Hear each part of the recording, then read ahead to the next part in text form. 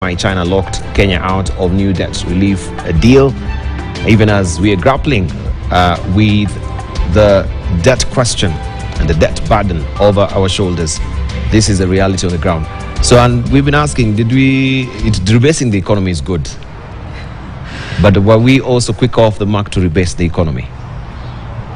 Well, I think, Dabal, one thing that you've always got to remember is that status is expensive. Status is expensive. I like it. And, the problem, I remember once, I was on TV, it wasn't on this station, it was another station altogether. And we are talking about, the way that, Kenyans will drive cars and so on. And I asked this man, I said, look, for example, this man here, he's obviously got his Prado, his V8.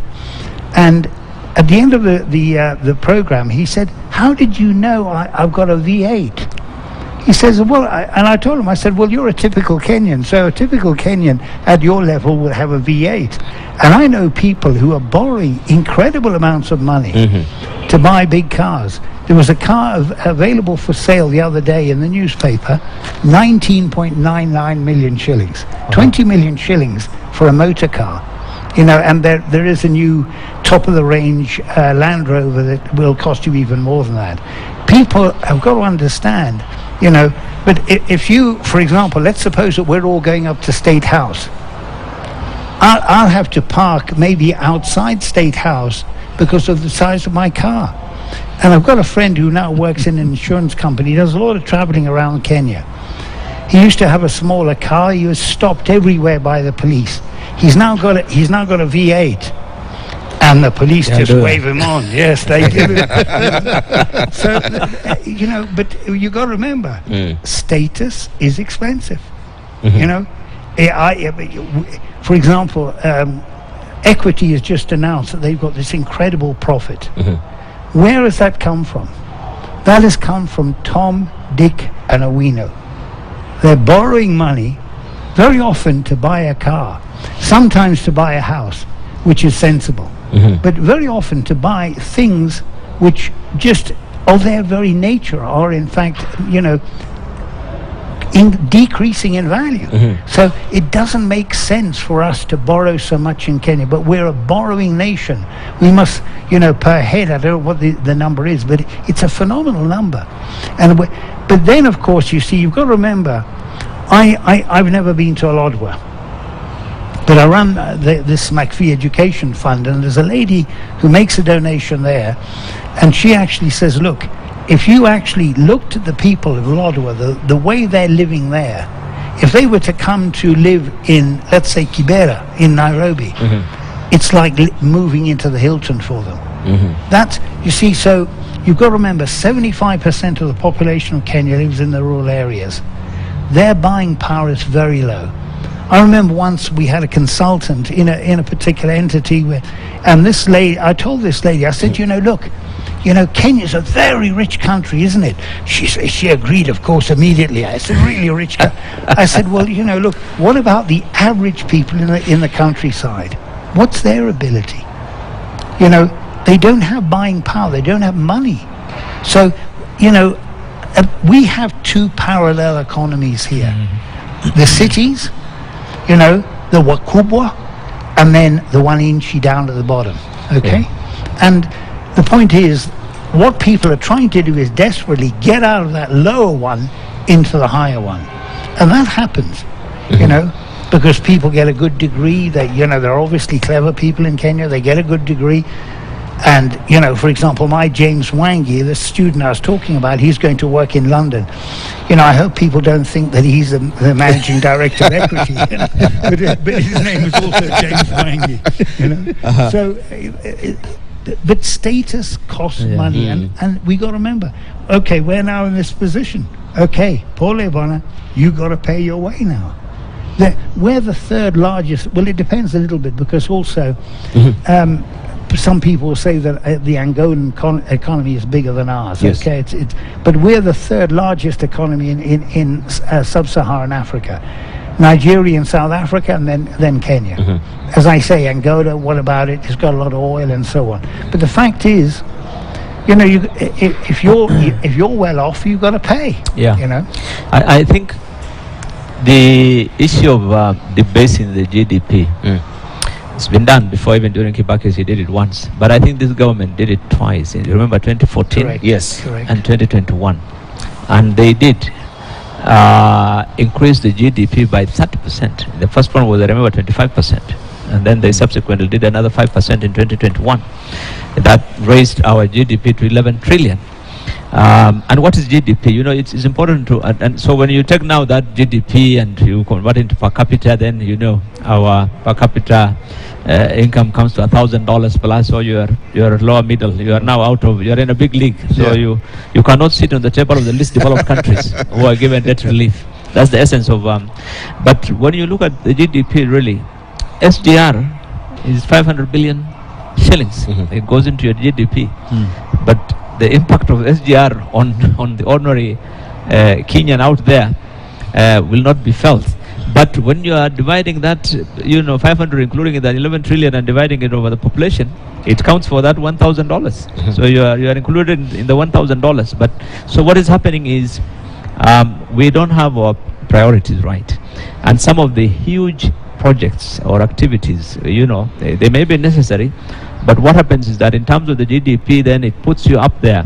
And so the government it says, we have overtaken Ethiopia and Tunisia and Ghana and everyone, and we are now, the sixth or the third largest in South Sudan. So this is, but out there, just a few kilometers from here, you go to Jenga or you go to Kibera, their lives are not changed in the last 10 years. In fact, it has changed for the worse. Because their cost of living has become more expensive. They're 200 shillings they're still getting per day. It's still 200 shillings, but what can it buy today? But for the government, it's happy that, because of all those projects and all those capital investments and all those things, they've based the economy, and they said our economy is now, we are now the richest. The president said recently, we are the 6th richest country in Africa. So this is the way they look at it, but and I think this is the price. So we pay for being denied, and this is the practice, except LDC countries, the least developed countries. Once you graduate into lower middle income countries and so forth, then you don't enjoy the debt relief from the multilateral institutions, and even from the bilateral loans. You don't enjoy those. They can ask for scheduling of the debt, but you can't get a write-off. And so this is. So you're not considered as a least development country. No, you're not. We are in the low middle income. We are the low in the middle. Okay. Yes, we went up. Status is expensive. Low middle income. But yeah, it's true. But even just talk about the sort of the grant making agencies and so forth and so on. They look at you differently. So I mean, you're basically shafted across the whole range of opportunities that come through. Because now you're seen to be a progressive economy. You're making your own money, whatever it is, but rebasing it based on stuff that doesn't really grow the economy. I think that's really where we've gone wrong. If we rebase it on stuff that can grow the economy, investments, the return of those investments has where the challenge is. And if you I mean, SGR, the return on that is going to be 30, 40 years from now. It's not going to be now, right? But it's great. It's a catalyst to certain things.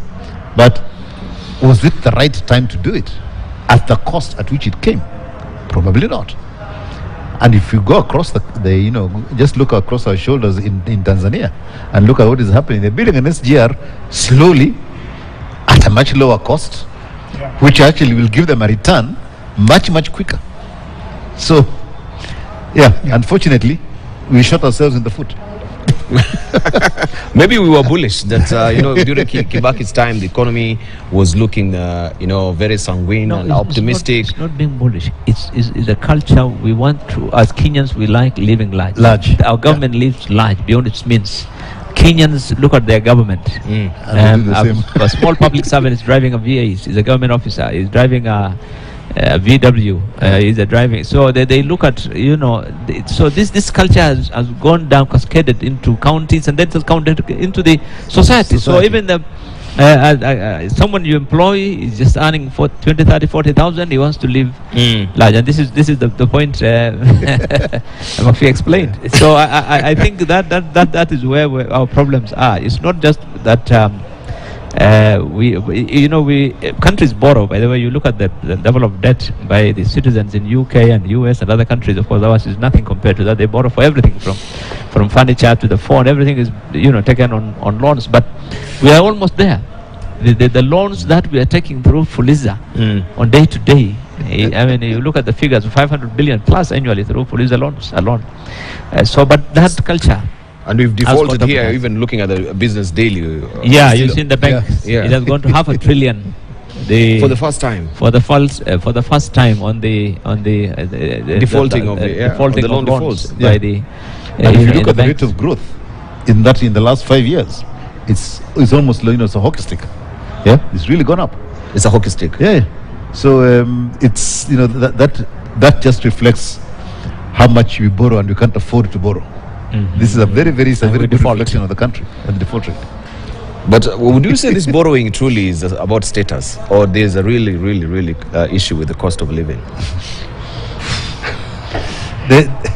I would like to throw something in here, and don't shoot me down. I think borrowing is not bad. Indeed. But when you borrow the right amount and apply it properly, then you're going to get a return. And you quantify the return on that borrowing. Even borrowing for infrastructure and stuff like that, you can actually calculate roughly what kind of return you're going to get. And if it does not pass muster, you should not borrow. Yeah? But I think, as Bilo said earlier on, we borrow, but we don't apply it where it's supposed to be applied. We put it somewhere else. And therefore the economy doesn't grow. So borrowing is not wrong, but borrow correctly and apply it properly where you're going to get money. You're going to get a return. Good. Fantastic. National carrier Kenya Airways has recorded a 9.8 billion shillings loss in the first half of 2022, marking a 14% improvement from the 2021 results. Noah Kipkemboi has the details on this.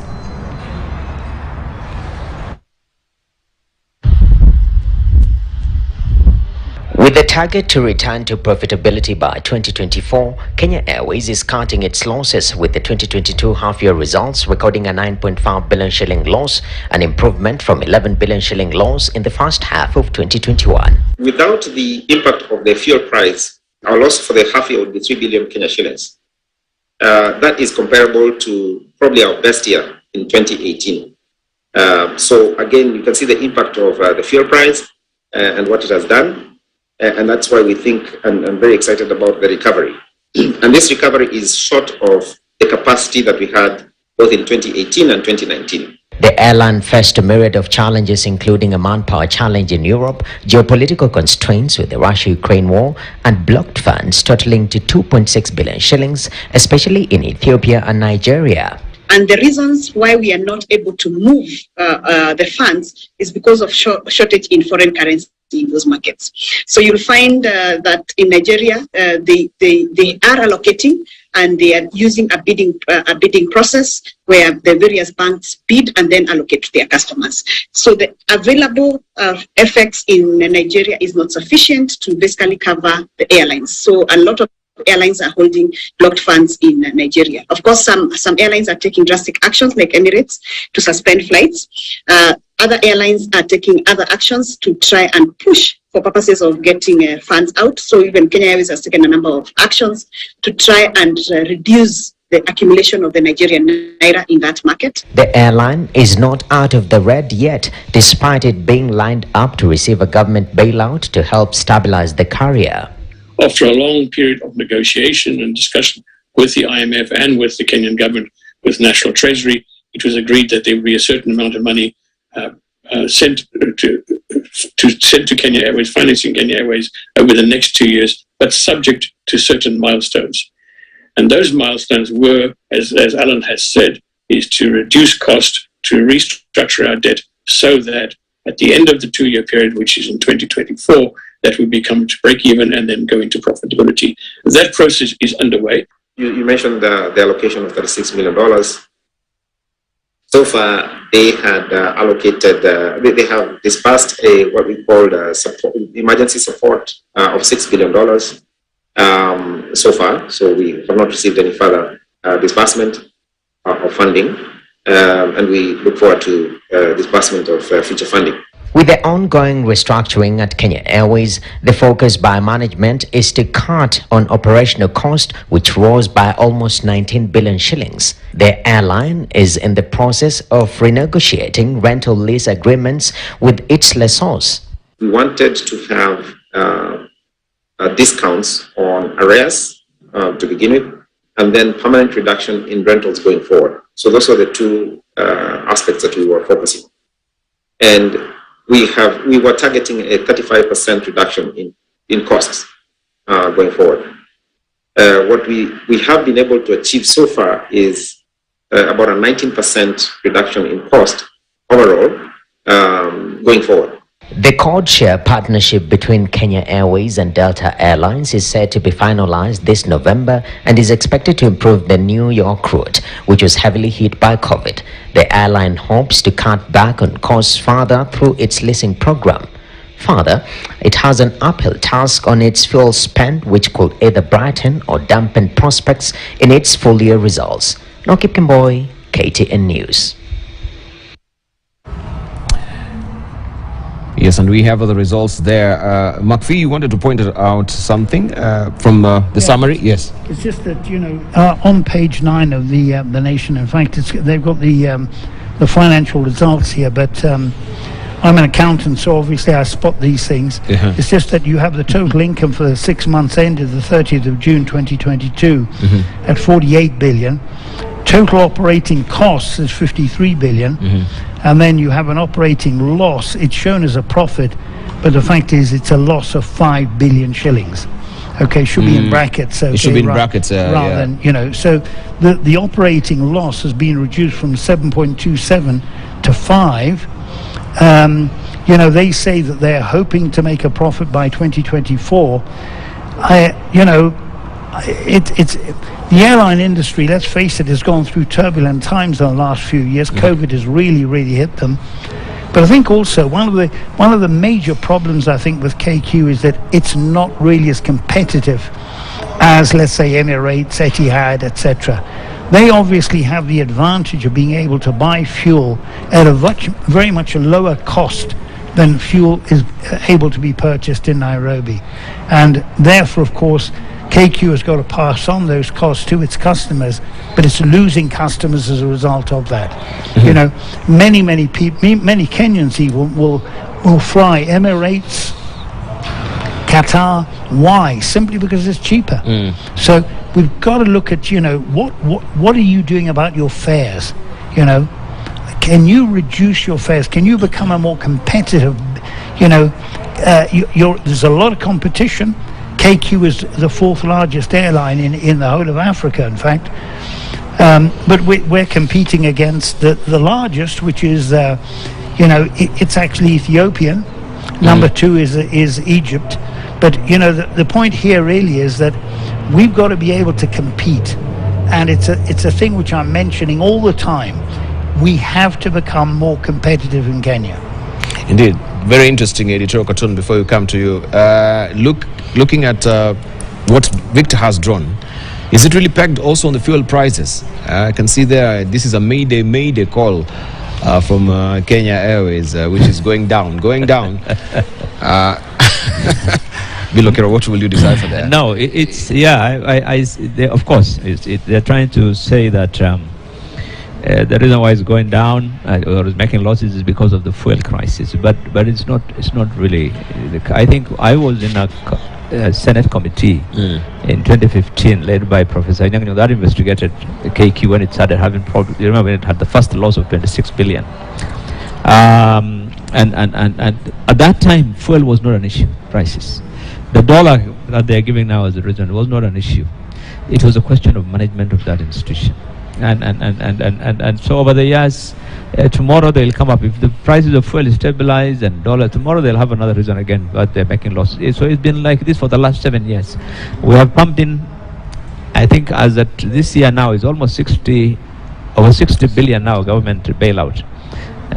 Because remember last year was 36 billion and they were reporting another 30 something billion this year. And so it's a bottomless pit. In my view, the main challenge, even then, in 2015 when we investigated that airline was the issue of their lack of competitiveness in pricing of their tickets.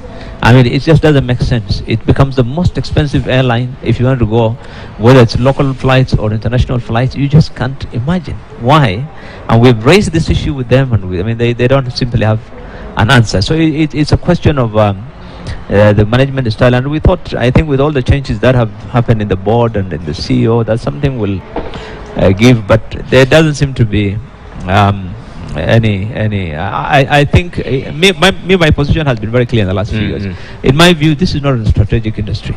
This is not strategic. In my view, today's world, in the same way the telecom, we used to be told telecom was strategic and government cannot privatize. It did, and it's today no longer. There are countries, and I think in one of my articles I did a list over 20-something countries that have no airlines. And they're surviving much better than us, and some of them are big countries. They don't have international airlines. They don't have a national airline. This is our national pride. No, this is the pride of Africa. You cannot have a pride in. I can see where There's no strategic interest, and so that decision to try and bail out instead of selling it or privatizing it, we just talk about privatization really. I mean, we are not in an age where you need to run everything as a government. Frankly, I think it's misplaced. That's my view. It's misplaced. So we should be throwing any salvaging money, trying to I think to bail out KQ. No bailout money anymore. I think I go back to the success of Safaricom's and whatever it is and so forth, right? You literally got somebody who does that business day in, day out, brought them in and let them run the thing. And I think the relationship with KLM should have been completely changed, right? In terms of bringing in somebody who's got has got the economies of scale to make an airline work. And we don't have that economies of scale, and it therefore means that small things like fuel prices then become significant because you are negotiating for fuel as a very small entity compared to somebody like KLM who's negotiating with Shell, say, on a global basis, and they're supplying them in every country, and they get they get a rebate on a global basis, although they're paying Kenyan prices, but as a company they're getting a rebate at the international level, so their bottom line is improved on that basis. So I think that this is one of the cases where I think we need to bite the bullet and just say we really need to rethink how this national treasure, the pride of Africa, will be rebuilt. It can still have all those names and everything else, but below that sort of external veneer, you need a different set of economics working in it. And I believe that if it has to really change, it has to partner with a global. It has to be not even just partner. They should actually have a substantive share in it, with the government share much smaller, and then let them work on the economies of scale. Right? Ethiopian is successful at the moment because they're big. They've got a good economy of scale, but also, if you look at what is running their bottom line, it's actually the service they're providing at Addis, because that is being run by the airline, not by anybody else. So when you look at that as an airline, you also look at Emirates, and so forth. Emirates is partnering with Rwanda, your favorite country, and they're putting up a new airport together with them, and that means that Rwanda will become a significant player because they're partnering with a global airline that can improve the economies of scale that they have. So I think Kenya Airways, yes, you can put money in it and everything else, but it really needs to radically rethink its shareholding and how it can get better costs to bring down the debt that it has. What happened to the nationalization of Kenya Airways? It seems now it was passed by Parliament, but it has not been. So will that also make it no, it won't. The whole idea was once it's renationalized, if you will, then Kenya Ports Authority and other institutions will be brought in. So they still capitalize it, really. That is the bottom line, because KA was very liquid in terms of its financial. And by the way, even KA now has challenges because the government has been taking away that cash. Yeah, the cash is taken out. And I did investigate this issue of Ethiopian Airlines. Yeah. They don't actually manage the entire airport. They have a similar thing to a KA that runs the airport. And Kenya Airways can make money on freight, by the way.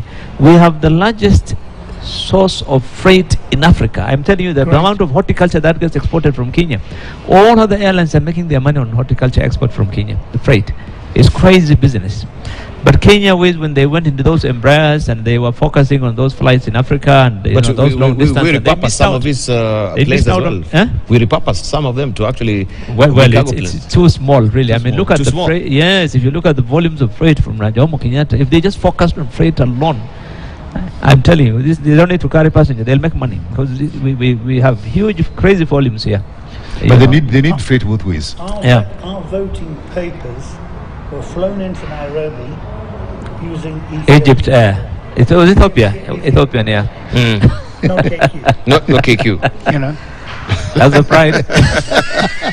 You wanted to say Private- something before we wind up, yeah? No, it's just, you know, you see, for example, one of the things that you're mentioning, Namibia said, look, there's no point in us running our national airline. They closed it, Yeah. you know.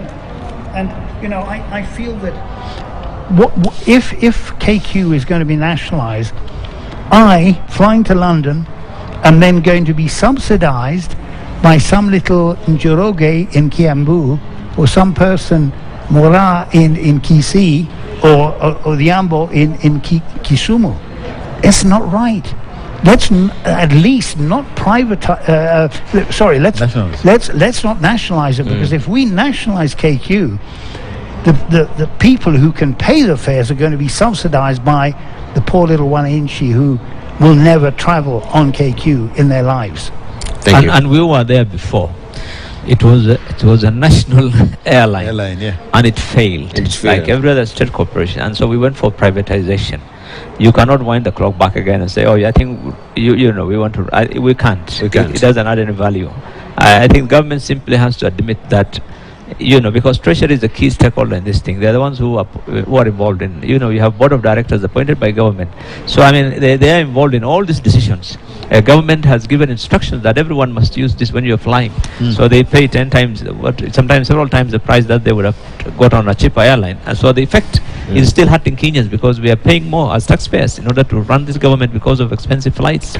So I think, in my view, you know, some decisions have to be rationalized, and if it's not workable, you let it go. Thank you. Yep. Patrick, about your headline thoughts? I've just said it. I think for me, the national airlines that are successful, even look at KLM and Air France, they merged. Again, to purely get the economies of scale on a global basis. And you have to be run as a business that competes and is willing to be diluted, taken in, whatever it is, and so forth on a global basis to give you the economies of scale. Right. Airlines is purely economies of scale and nothing else.